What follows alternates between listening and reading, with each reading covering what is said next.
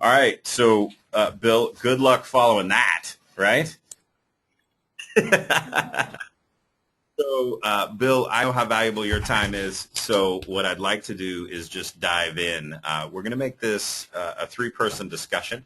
We've got Janet Cristiano with us, as Kathy mentioned, myself and Bill. And what we've done is just compiled a list of questions. We're going to pick Bill's brain, Janet's brain, and it won't take long, but we'll pick my brain as well. But mostly I'll just facilitate these great questions. Sound like a good use of some time? All right, sounds good. So first question, let's just dive right in. Um, Arbitration. Do you recommend, asking an attorney about a recommendation, we're already off to the races. Do you recommend that buyers and sellers agree to the arbitration in the purchase agreement?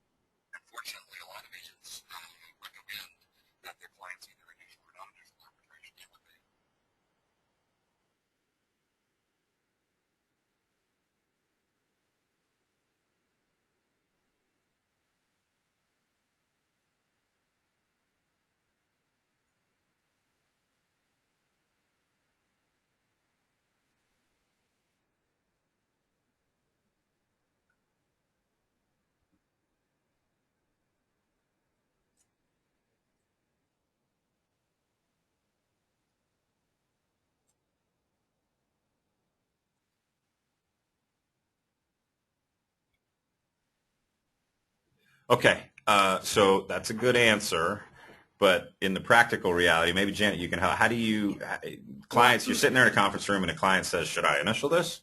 What do we say? Well, I think it's important. It's different now than it was several years ago because I think most clients now understand arbitration. They have it in all the contracts they're dealing with on a regular basis. So it's not as much an agent needs to make an explanation. But I think that the agent just needs to say arbitration's here, it's optional, and it has to be agreed upon by both buyer and seller. So most of the time, we can hand them the definition, as Bill said, if they want to get details, if they want to do some research on it, get together. Okay. Yeah. All right. So go ahead, Bill.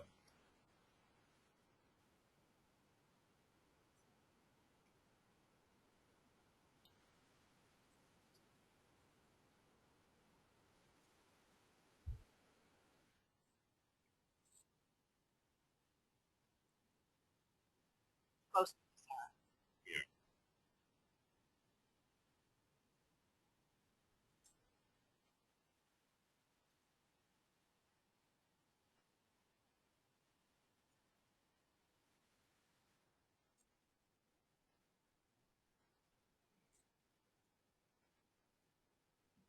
That's a good one. That slipped through the gray matter somehow for me. You So know, I did Bill, not know that. could you also comment on the CAR contract about mediation, whether it's mandatory or optional? Oh, and an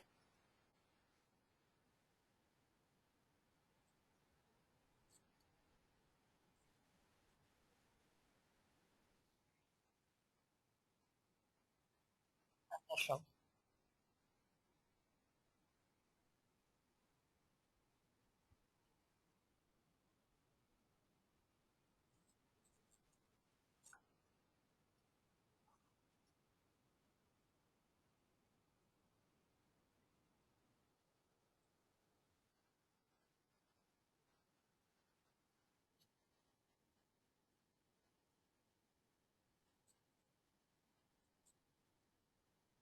Okay. Good. All right, next question. We're getting the meaty ones right away. All right, this one I'm excited about this answer because I've been trying to get a definition for this for years now. So, Bill, what does quote as is unquote mean?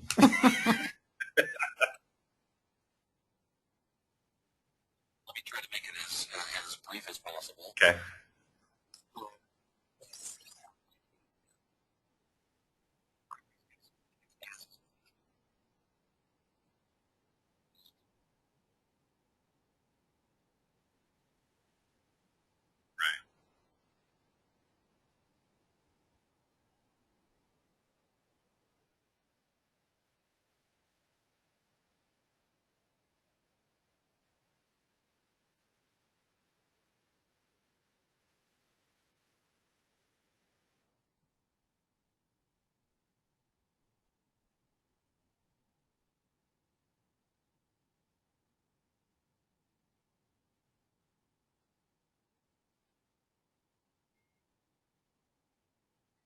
All right, so slow down.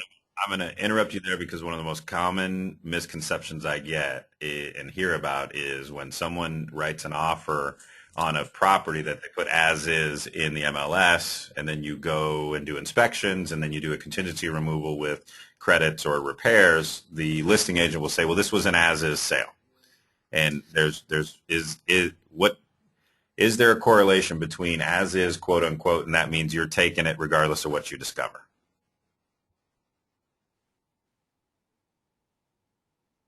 Sure.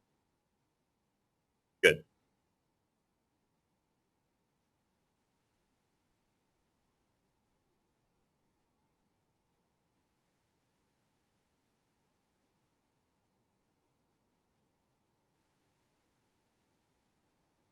It's my understanding is it's as is with the information that you have in front of you at the time you wrote the offer.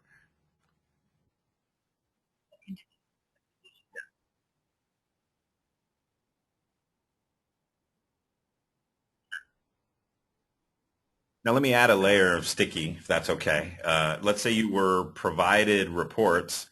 It was an as-is sale. You were provided reports, and you do your own inspection and don't discover anything new. Can the buyer still back out?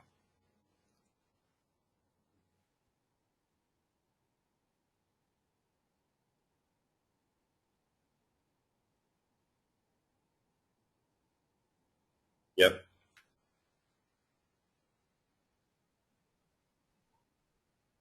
Yes.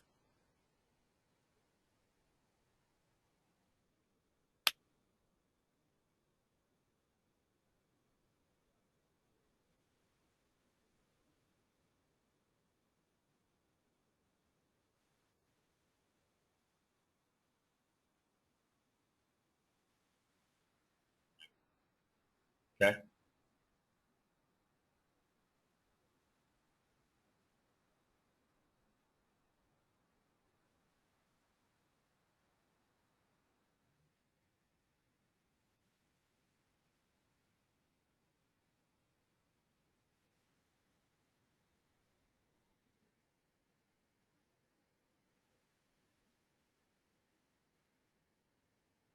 Right.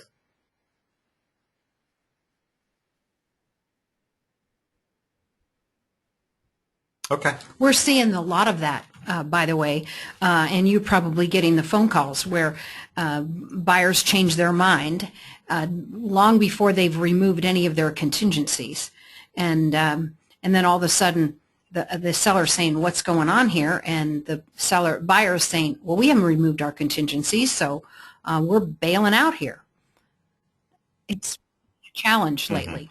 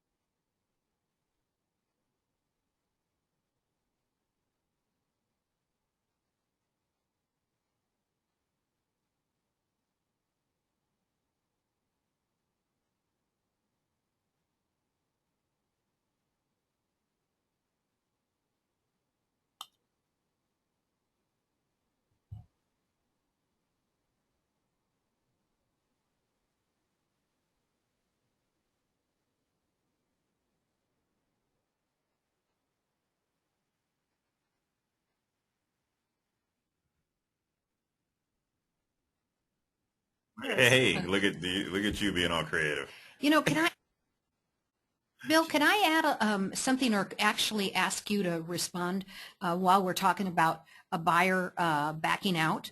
One of the things that I find that happens is, let's say that buyer has totally refused and they're backing out. They've made it clear and they demand their deposit back. So there's basically a cancellation of contract. But of course, what are we going to do? But we're going to dispute the deposit. A lot of people believe that the seller cannot put his house back on the market until that dispute is settled. Can you respond to that?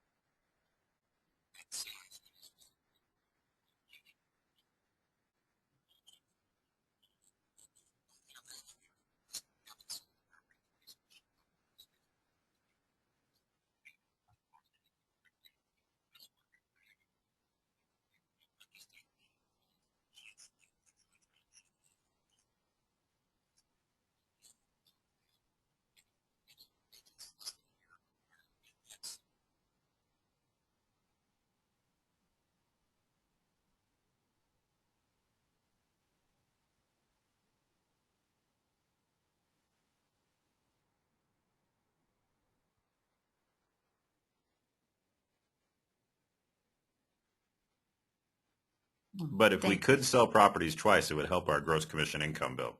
and increase our legal.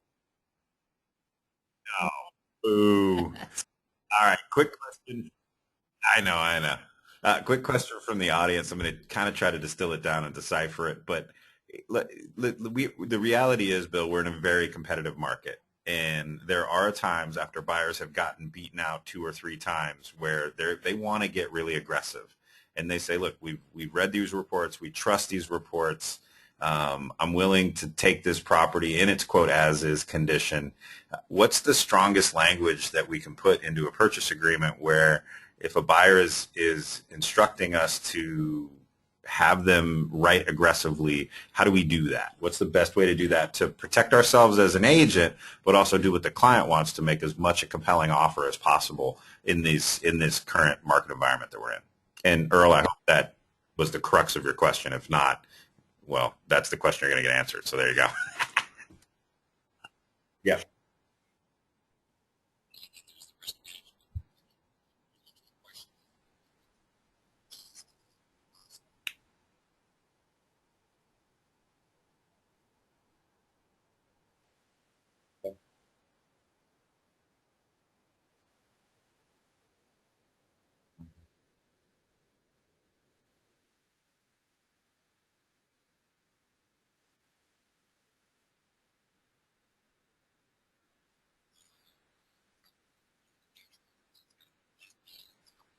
Yep.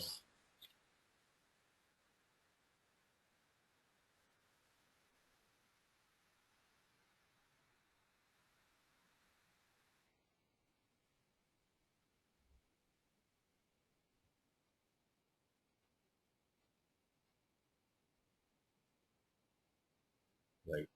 Tell me I had to get this offer. You told me I had to get this offer.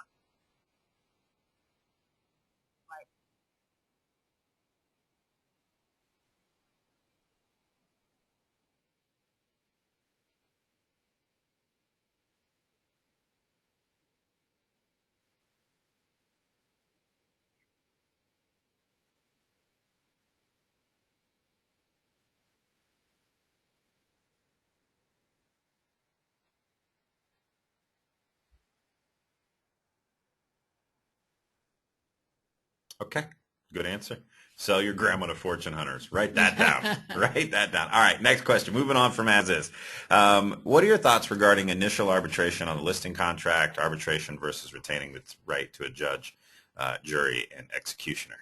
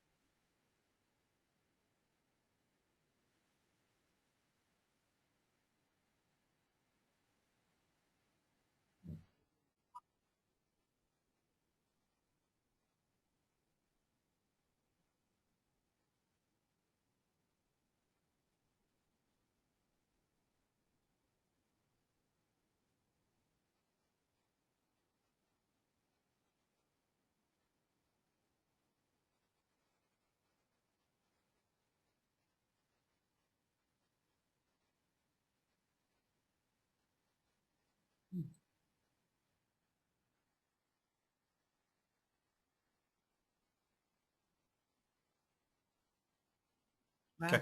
Okay. All right. That's It's pretty new clear. for me. Yeah. Yes. Even Jan learned something. Oh, watch out. This is I a good. learn a lot. This is Every a good one. time I hear know. Bill, I learn so Imagine much. how much I learned. Yeah. All right. Question 4 is long. I learn how little I know. Which is always valuable. Yeah. So under the purchase agreement, seller has the right to provide a copy of the inspection report. If the report's being used for a reason for cancellation of purchase agreement, is there a guideline concerning unacceptable conditions that could cause the buyer to cancel? So my reading the tea leaves here is, when is bad enough? So how bad does a report have to be to trigger an out for a buyer? And then does it have to be done by a licensed contractor? Those are the two questions.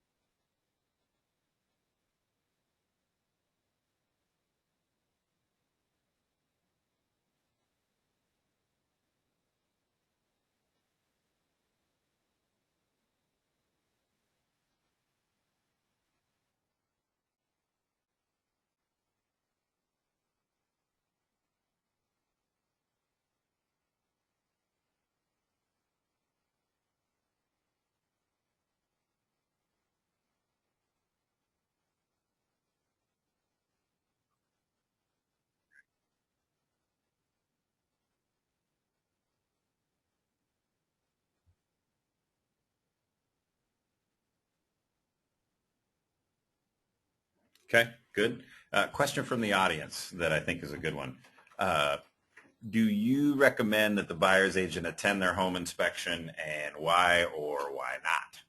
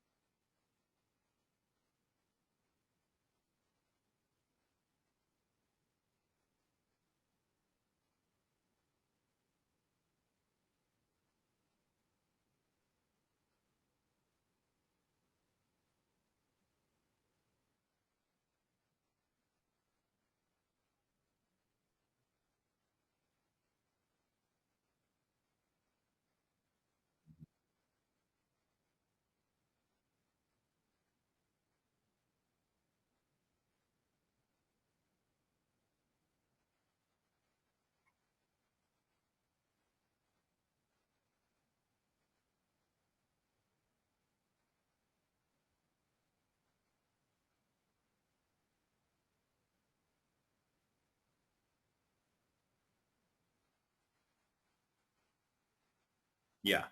Lisa, I agree with everything Bill said. I think it's important that a buyer's agent attend whenever possible, but don't make very few statements at best, ask a lot of questions. I think it's okay for the agent to say, well, tell me a little bit more about that, or what does that mean? But you don't make a lot of statements. Follow-along question is, should you encourage the buyer to attend the home inspection? Yeah. Yeah, agreed. Sometimes if I knew it was going to be a very long inspection, this is just sort of from the field and build, I would love your opinion. But if I knew it was going to, like it was a house that was built in 1920 and I knew the inspection was going to take a long time, I would get permission from the inspector to have the client show up at the end and do a whole walkthrough of the property and any of the conditions that he found, rather than be there for 3.5 hours. You okay with that, Bill, or would you recommend that? Yeah.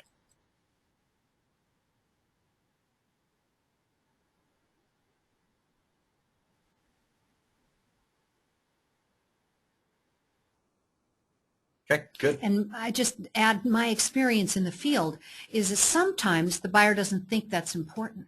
Right. And I think as agents, we have to emphasize, oh, no, wait a minute. This is the most Yeah. important appointment in your transaction. You're spending $500,000 or $750,000 or whatever it is. I need you there. And it'll look really scary in black and white without the context of the discussion with the home Right. inspector. So at a minimum, get them there at the end, get the home inspector to agree to do a half an hour, 45-minute summary walk with them on any of the significant Rather issues than that the agent saying, this is what happened Yeah, at the inspection and right. doing their interpretation. Right, right. Okay, good. Okay, so we've got a lot of foreign investors coming into the U.S. real estate market, and some of these home buyers don't speak English. Let's just talk about language barrier and liability that you see in the transactions, and then how do we minimize any of that exposure or risk?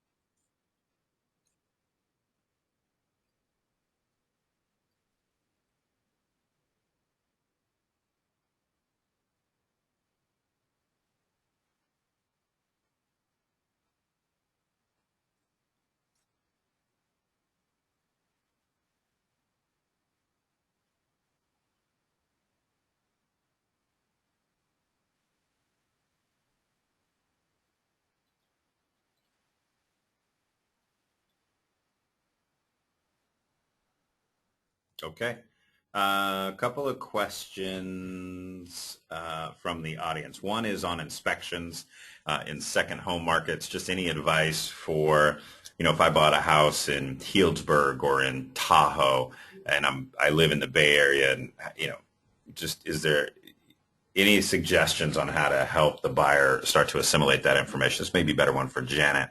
I'm not sure I understand the So question. how do I get a buyer to a home inspection when they live 4 hours away?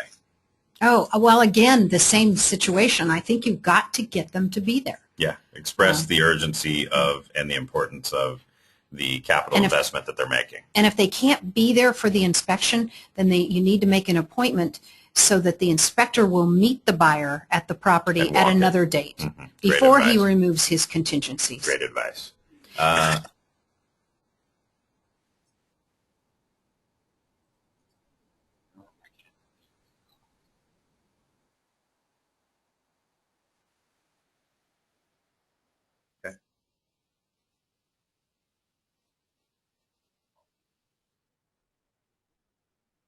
Okay.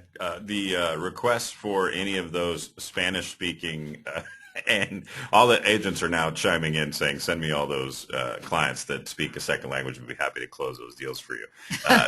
But saying that in truth, look, I don't speak a second language. English is hard enough for me.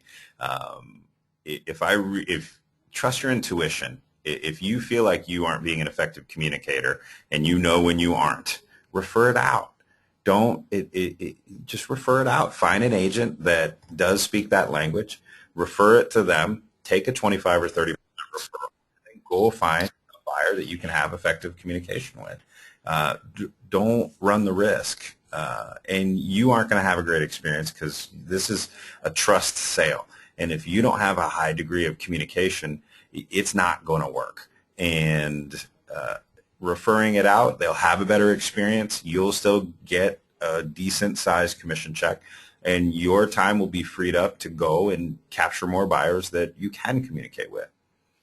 Another question. Did you want to weigh on that? Yeah, I wanted to just kind of add or ask about one of the challenges we also have is where one of the agents on one side represents a Chinese buyer, and the agent is Chinese. That's no problem. The communication between the agent and the client is fine. But then the challenge is the opposite side. Let's say, for example, the Chinese agent is the Chinese person is the buyer and the agent, and now we're working with a listing where there's a challenge on communication. With even the Chinese agent. Sure. Do you have any recommendations on, things we can do to make sure the communication is appropriate between the buyer and the seller? Do you understand that question, Bill? So you got okay, so basically if you have a listing agent, when one of them is English as their second language and the two agents can't or don't have effective communication.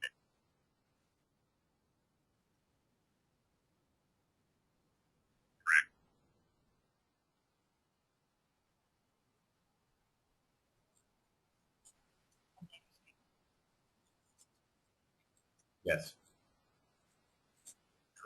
Right. Correct. Yeah.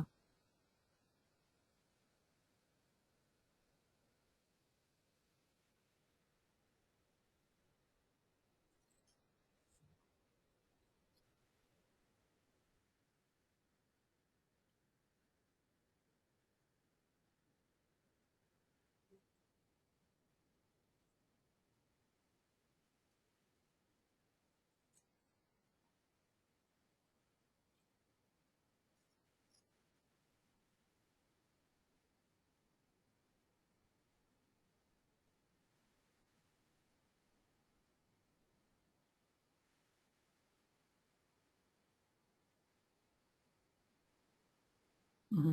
Okay, that's good. Thank question. You. Yeah, thank you. Good question. Question from the audience. Does an attorney who is a buyer have to disclose his or her profession? What about their agent? Does the agent have to disclose that their client is an attorney? Is there any disclosure requirement around representing an attorney, basically? That's great. Okay. All right. There's no disclosure requirement.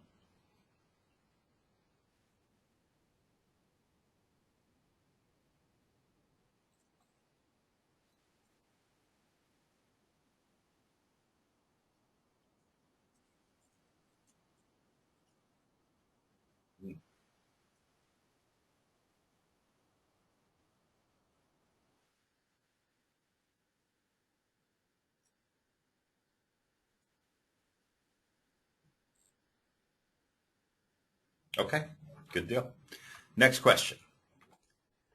A friend refers a client to you. How much is too much to give as a thank you gift? Okay. Okay. California has no.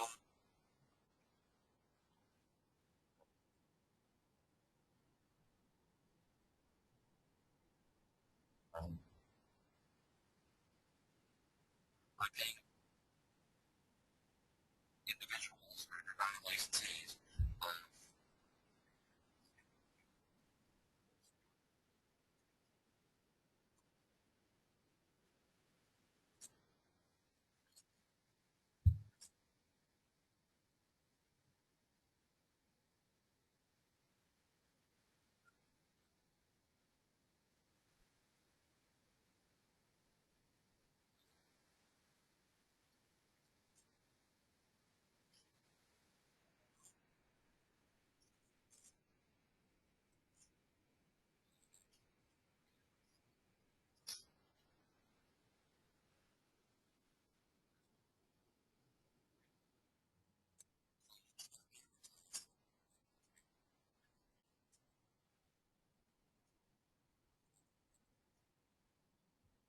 To the pub.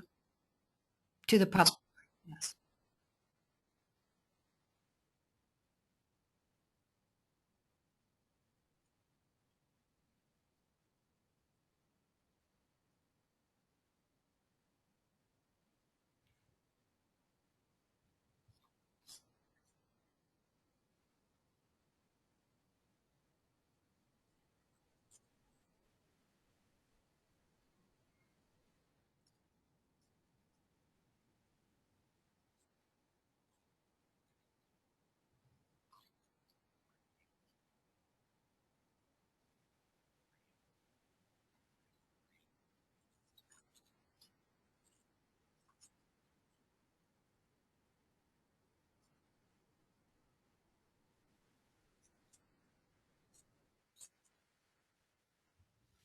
So let your use your intuition, use your smarts.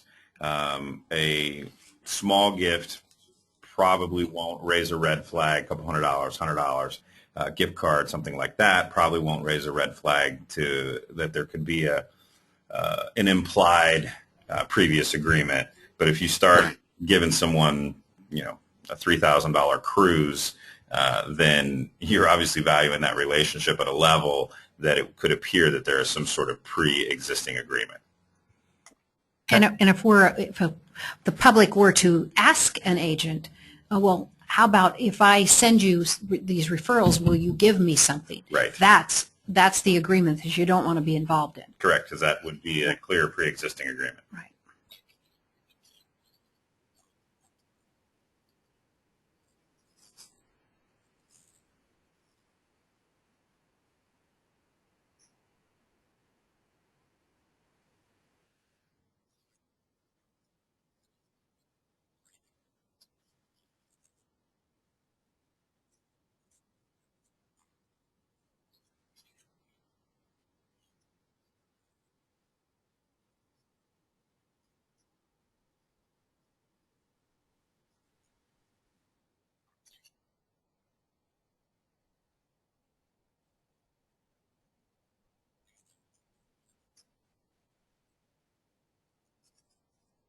Agreement, yeah. So I'm going to ask the sort of elephant in the room question, how does Redfin get away with marketing, we'll pay 1%, and those kinds of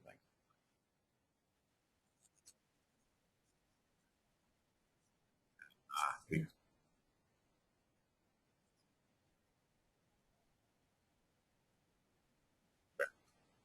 All right. The only issue is make sure that the lender is aware of any Right, rebates. right. Right.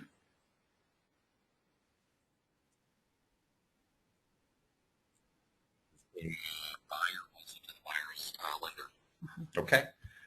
Donations. If an agent wants to make a donation in the name of for a certain client for a referral, I think this is going to be the same answer, but I want to ask it anyway. Is there any change if it's a donation? How much can be donated, et cetera, et cetera?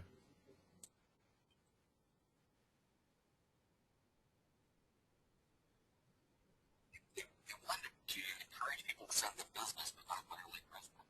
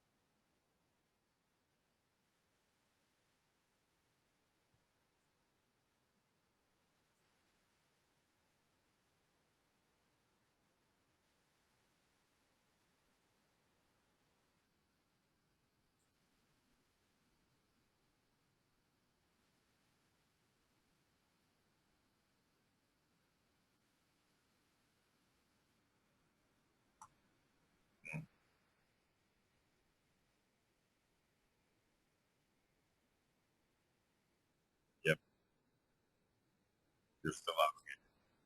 Okay. Janet? Bill, but let's add another idea with that is an agent who is soliciting listings. That agent could advertise that says, if you list with me and we close escrow, I will donate X dollars to your favorite charity. There's nothing wrong with that. Is that correct? That's the client. Okay.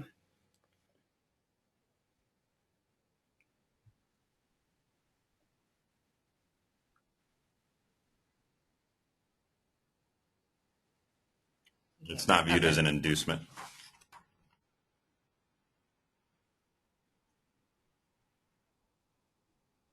Okay. Couple questions from the audience. Paul asks, can the quote thank you gift unquote be $1,000 to the buyer to moving related expenses, landscaping, blah, blah, blah. Paul, I'll let Bill answer definitively, but again, you need to use your intuition. If you are giving someone $1,000 and it was a $2,000 commission, then I would be a little nervous about how RESPA would view something like that. But yeah, And- that's not a party. That's Correct. That's a buyer. Correct. That's true. Yep. Good point.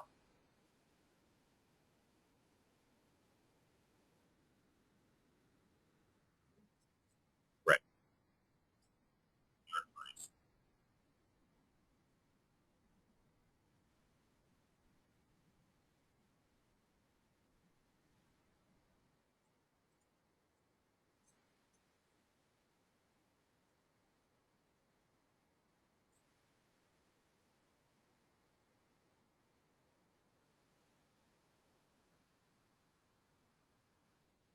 Let's say a portion of my buyer wishes to acquire.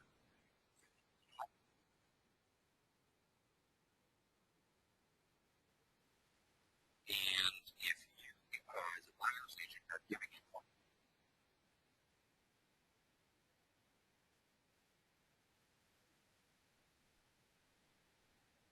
skin in the game.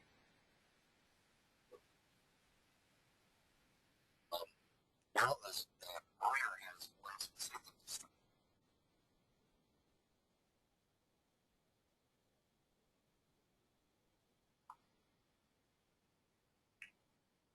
Got it. Describe that as lender fraud? Yeah. Would you describe that as lender fraud?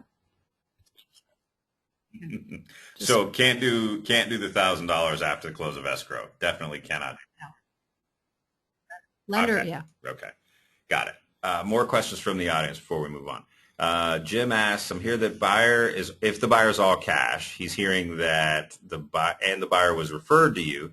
He's hearing that you can pay them a referring party because there's no loan involved. Right.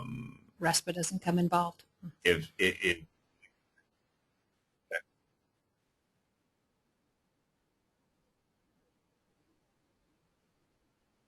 only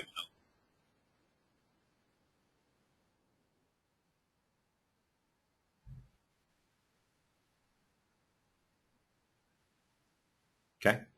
Another one. Is it quote illegal unquote to give? Oh no, to give your buyer. We've already answered this, but we'll just drive it home one more time. To give your buyer a portion of the commission because they asked, even if they aren't licensed, to your buyer. It is, yeah, it's legit. Right, so long as the lender knows. Okay, good. Which oftentimes the lender is not Does going to not approve know. it. Right, correct. Yeah. Or they don't know. Right.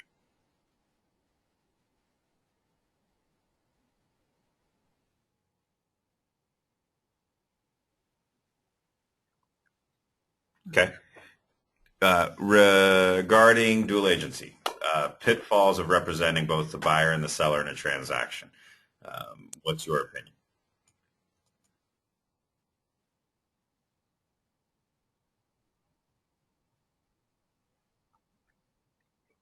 2 hours and 59.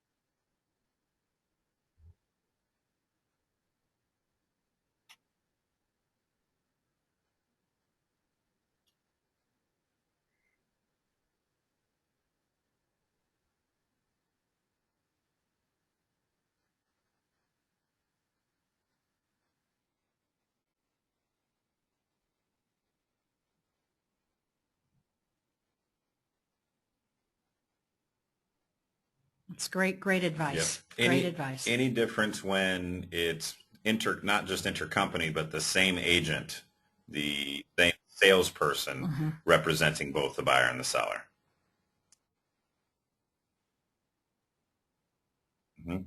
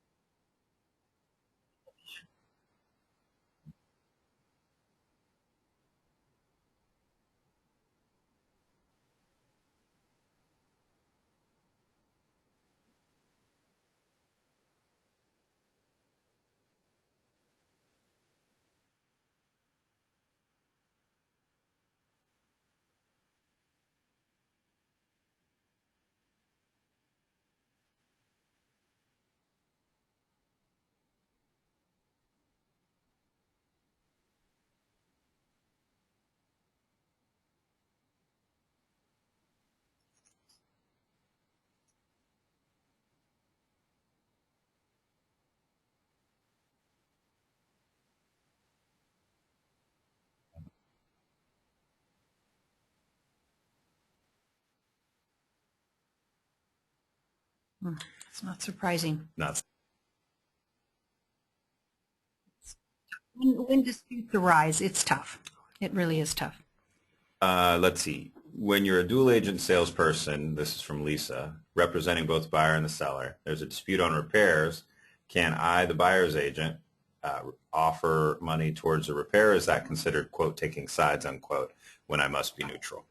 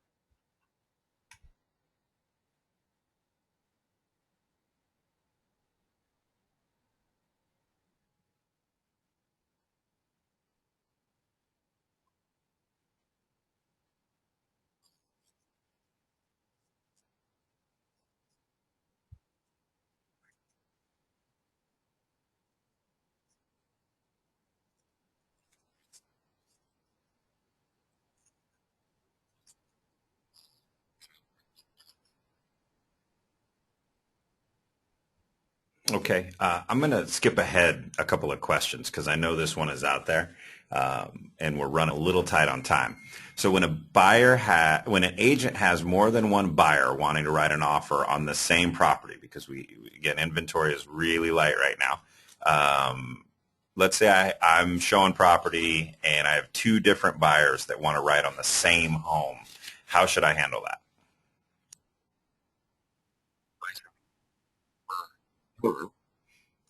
Ever. Yeah. Yeah.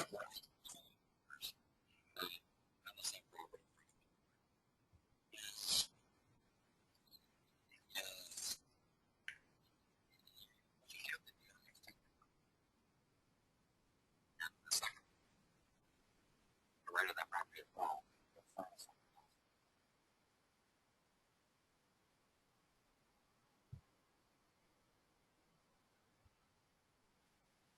It goes like this. Right. Duty is confidentiality. If buyer never reduces, no,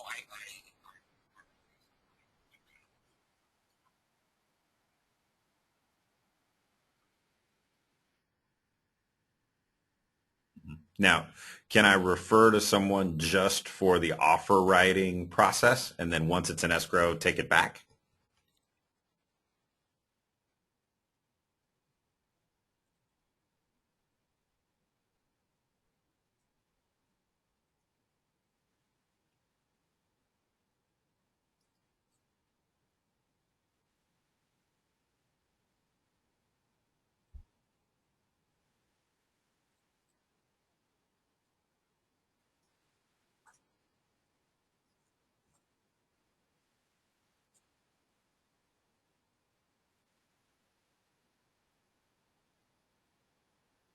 Okay.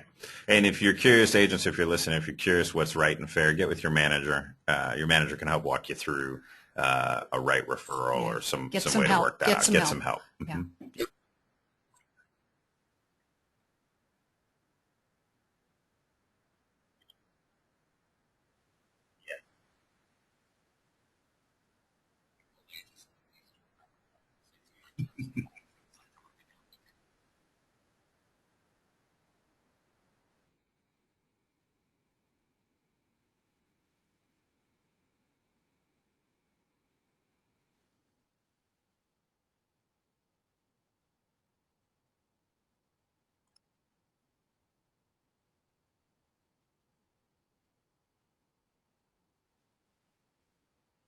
All right, we have enough time for one more, and I know this is happening all the time in the marketplace, so I want to get it out. Buyer comes into an open house, tells the agent, I want to write an offer with you. They claim they are not working with an agent. Then the person and that contract gets ratified. Now the agent who was sitting the open house, who was told that by the buyer that they didn't have an agent, gets a call from an agent that they were working with, and they interfere with the transaction, start claiming procuring cause, et cetera, et cetera. how do we handle trying to make sure buyers are telling the truth at an open house, and give me some tips on that.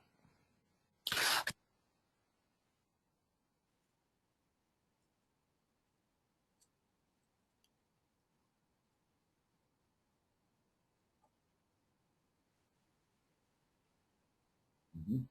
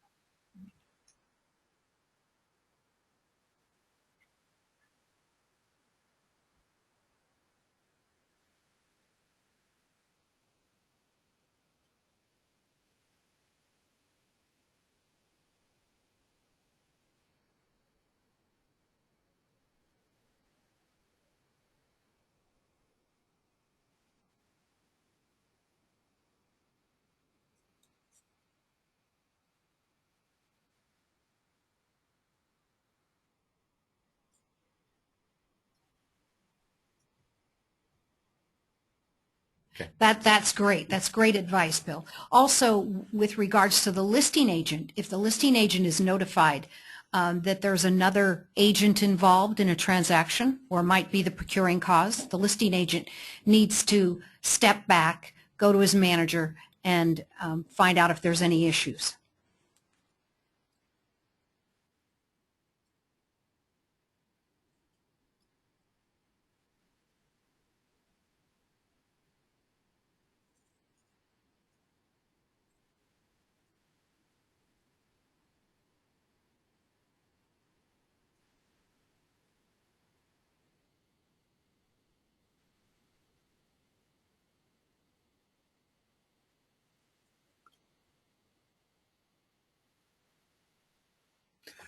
All right, we are over time. So Janet and Bill, thank you both Yeah, so you're much. welcome. I know how That's valuable good. both your times are. Giving this time for everyone who's listening, we really, really appreciate it. Thank you so much, both of you. Thanks, Bill. Thank you, Bill. Very quickly, we have a best of show coming up on January 21st, where we'll be resetting a couple of our most exciting shows. And then rounding out the end of the month, we have the Art of Perseverance with Sue Fredrickson from our Pleasanton office. And then February 4th, there is no show because the entire company is going to be at Fusion. So it wouldn't do any good to have a show because everyone's going to be in Las Vegas filling their brains with great educational opportunities at Fusion. So thank you all so much for listening. Thank you again, Janet and Bill, for giving us some of your valuable time. We hope you all have a great and wonderful week. Thanks.